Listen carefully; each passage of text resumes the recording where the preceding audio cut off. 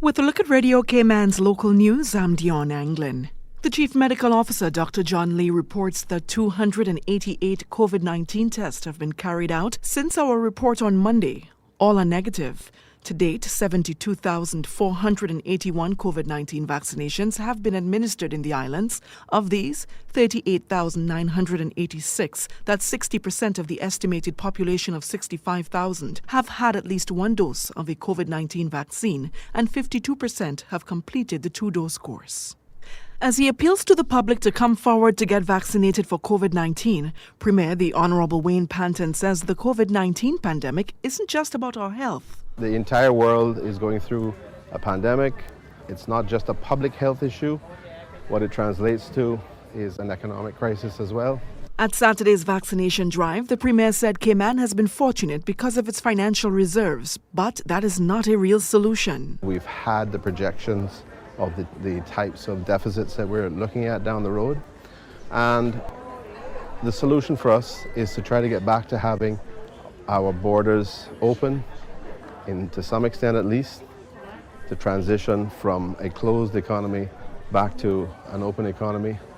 And for that to happen, Mr. Panton says hitting the vaccination target of at least 70% is critical. Right now, 52% of the island's estimated population is fully vaccinated. 60% has received at least one dose.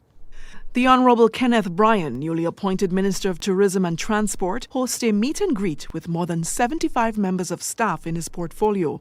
Radio Cayman's April Cummings has more. The meeting was held at the iconic Pedro St. James, which also falls under the minister's remit, and included staff from the Ministry and Department of Tourism, the Public Transport Unit, the Tourism Attractions Board with their board of directors. It also included DOT staff members based in the US, UK, and Canada who are on island to attend marketing meetings. The minister says since taking office, he's received a very warm welcome, and he has been keen to meet more of the men and women who keep the tourism and transport engines going. Mr. Bryan also commented on the transportation aspects of his portfolio. He says his vision is for a first-world, first-class Ministry of Transport that is fully supported and resourced and able to effectively resolve the country's transport-related issues, particularly relating to traffic.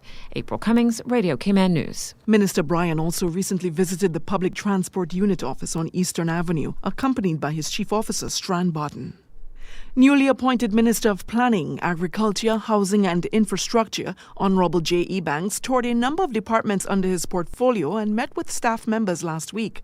These included the Public Works Department, Department of Vehicle and Equipment Services, Facilities Management, Department of Agriculture, National Roads Authority, Department of Vehicle and Drivers Licensing, National Housing Development Trust, among others. Minister E. Banks states, quote, "It is important for me to meet the staff in their work environment, see what they do, and have some discussions before making plans for the ministry." He says, quote, his first impression is that this is a very active ministry that touches many aspects of our daily lives. The staff is very hardworking and motivated to deliver on government's policies and programs. Upskills for Cayman's firefighters. After several weeks of training, 16 firefighters have completed a revalidation of their aviation certification. The training included a written exam and a practical component with an expert from the Newcastle Training Academy. Deputy Chief Fire Officer Bravon Elliott. Over the last few weeks, the instructors provided a lot of positive feedback in terms of the crew's knowledge and understanding of the subject matter, and he's also shared some recommendation of ways that the department can improve and build on the current training structure that we have within the organization. Chief Elliott tells CIGTV the department will use the information to help build a center of excellence that will be able to provide training at an international level for local and regional firefighters.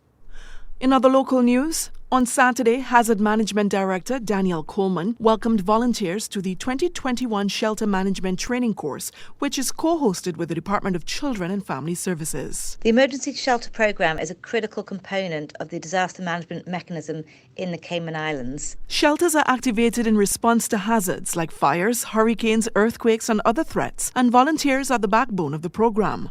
Other agencies are also involved, such as Department of Environmental Health, Public Works, Royal Cayman Islands Police Service, and the Health Services Authority. Ms. Coleman says mental health professionals are now stationed in each shelter during an aviation. And for the first time, members of the newly formed Cayman Islands Regiment also took part in the training. HMCI new Operations and Logistics Officer Mr. Adan Powell-Jeffries was among the presenters that covered a range of topics, which included radio communications and matters related to safe operations and control of an emergency shelter during any crisis. Another training session for shelter managers is planned for later this month. Mass casualty management training for first responders on Cayman Brac kicked off on Monday. Details from Radio Cayman's Carsley Fuller. The Pan American Health Organization course is hosted by Hazard Management Cayman Islands with the aim to ensure first responders from multiple agencies can work together in an efficient and coordinated way in a major incident. Local PAHU certified instructors from the Health Services Authority, the Police Service, Hazard Management, and the Cayman Islands Airports Authority are delivering the week-long training. Organizers say Cayman Brac has limited medical facilities and resources to cope with an incident that involves major injuries and casualties, and the relative isolation of the sister islands also adds to importance of training the available personnel to respond effectively for serious situations such as a large fire, earthquake, hurricane, or aircraft accident.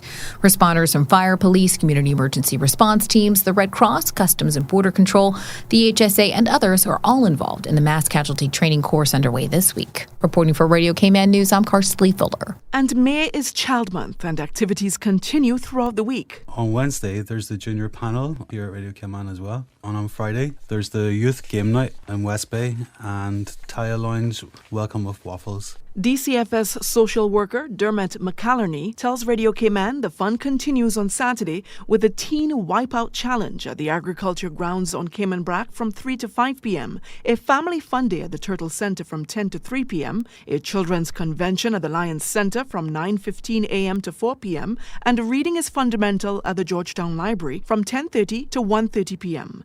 Acting manager of the unit, Lois Webb, says the events are being very well received so far. The ones that we have had, there is a great turnout. On Friday night, we had a games night at Elmsmead Church. It was well attended, lots of fun. Kids really enjoyed it. Some of the games, like musical chairs, they had a Bible verse competition. Very active participants they were. Nice group of kids. And that'll do it for Radio Cayman's local news. I'm Dionne Anglin.